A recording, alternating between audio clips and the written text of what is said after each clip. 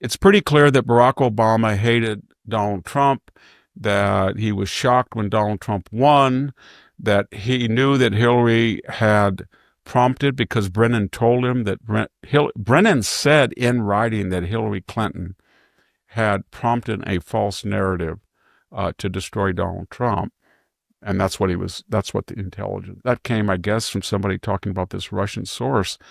But it's pretty clear to conclude that Barack Obama was president of the United States, and he ordered these intelligence heads to ignore what their agencies had found, i.e., nothing, and to pursue a narrative that he felt would destroy Donald Trump, of which he had no evidence for.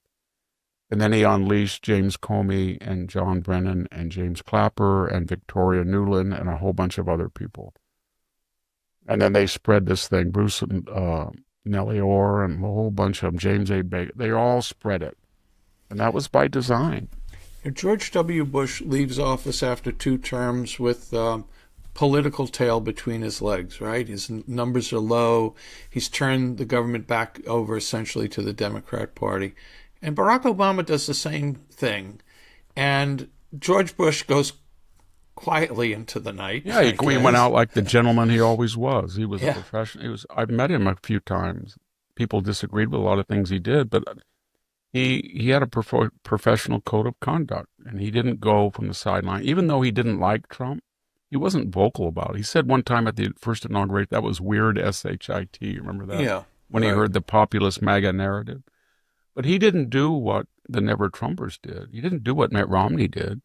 Mitt Romney became a loudmouth Never Trumper, and then for a brief tenure in his career, what was his name? It was Pancho or Rolando something. He had a kind of an Anthony Weiner fake name on social media. I remember.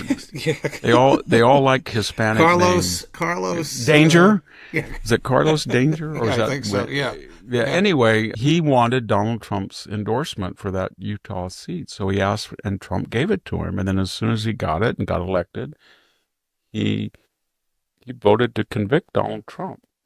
I guess the point I was trying to get at or throw up there for your take was, we could say George Bush acted in a presidential way, put presidential in quotes. And many people are critical of Donald Trump being unpresidential in many of the things he does. For example, the tweet, the Truth Social message you just, but maybe the king of acting in a non-presidential fashion is Barack Obama, who, as an ex-president, tried to destroy the next presidency despite his own terrible performance as president. That was one of the themes I wrote in the first Trump book, The Case for Trump, that would you rather have somebody that was crass and crude and told the truth, and I'm not saying it's an either or, I know there's gradations, or would you like sober and judicious and eloquent and mellifluous Barack Obama lying and trying to destroy people's lives? And that's what he did.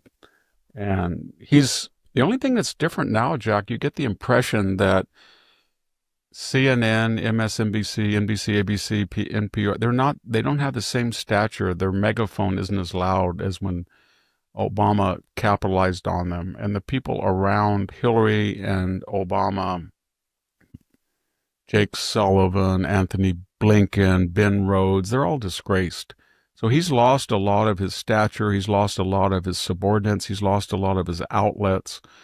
It's just a wild west now on the internet. He can't control it. And so the idea that he's going to give an interview, to the New York Times, anybody cares, it doesn't matter. Barack, you're out there and you're going to sink or swim on what the truth is. It's all going to come out now. It's all going to come out. I don't think they're going to do anything to him because all they'll have to do is just have a New York or Washington, D.C. judge and jury, and he'll get off. He could, do anything, but he's going to have to account for what he did. And that's going to silence him because the moment he opens his mouth, as he customarily does on social media every couple of days, people are going to say, if I were you, I wouldn't talk given what you're doing. People, see, everybody, James Comey, for example, he's always talking about how crude Donald Trump is, but he was the one that, as we said last time, arranged this, 86-47. And he's all of these spies. John Brennan said he was head of the Kakistocracy, and he said he was a Russian operative. James Clapper accused him of being a traitor. These people are, just because they wear ties or just because they have letters after their name or they have fancy titles doesn't mean they're not scoundrels. They're all scoundrels. They weaponize the government. And you know how you know they weaponize the government? Because I'm serious, Jack, as I just did, if you Google weaponize and Barack Obama and government, it'll have Barack Obama warning about other people, i.e. Trump, weaponizing the government. That's what comes up because they project. My wife's under the impression that from youth, people always would say, but now everyone be quiet, like she's in the second grade. Everyone be quiet. Barry has something to say. And she just seems to have been raised in this tradition that everything that came out of his mouth was pearls of wisdom. Remember the biography of him? I looked at part of it by the famous civil rights historian. And when he was in his prep school in Hawaii, he was kind of a mediocre 7th or 8th man on the team, but he was always demanding the coach let him in for more playing time. And he had an outsized... Remember how he had that little meme when he was president that he was a great basketball and he was following the Final Four, and he and Reggie Love, the ex-basketball player, melded together somehow. And the point was that he really wanted to let us all know that he was a great athlete, but he was the same type of personality, always more outspoken than his abilities warranted. Obama didn't just hand off the presidency. He built a barricade.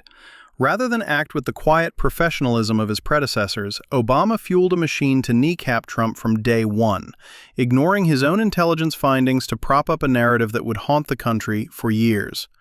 The real scandal wasn't just the lies, it was the arrogance.